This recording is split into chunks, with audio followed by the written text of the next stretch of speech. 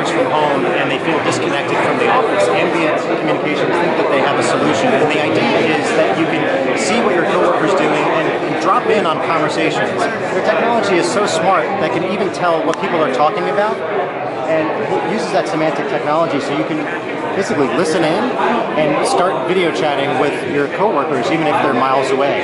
We're here with Ambient Communications, and they're going to walk us through how the technology works and how they're changing the face of face-to-face chats. So how does this technology work, and what are we actually staring at on the screen?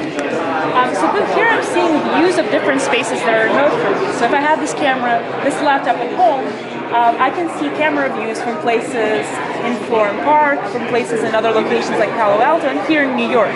So now if I wanted to start a video chat session with New York, all I would have to do is click on a node and say join. Over here in New York, we just traveled to New York, you can see that the node vibrates, letting you know that the session is being initiated, and now we've started a synchronous session, a video communication session. So the person on the other end could be a coworker who's at the office and you're at home? That's right. So it could be a coworker or a group of coworkers. So once you see people talking to each other and you want to join them, all you do is click and say join. And how many people can chat at one time? So you can have up to 3 remote windows open right now, and that's really just the limitation of the display. We could add more potentially if need be. So 3 different spaces currently.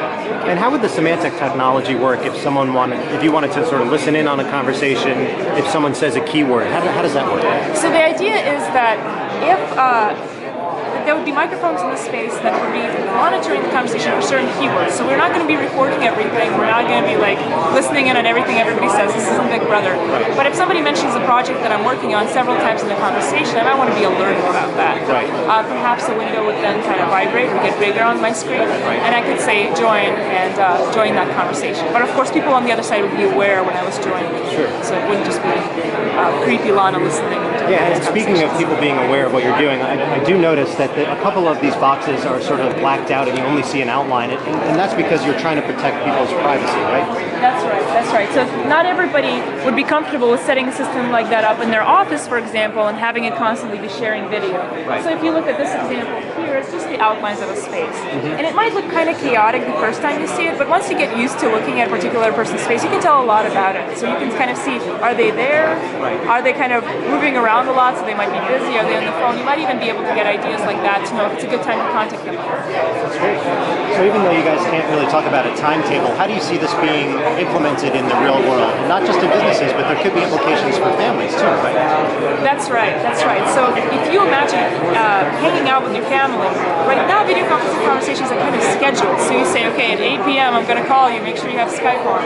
But in the future, you may want to just be able to hang out. So I might be at work, but I might want to be able to see what's going on in my living room. And if I see my kids start playing video games before their homework is done, maybe I'd want to chime in on that and talk to them about it. And that's something I'd be able to do with the system.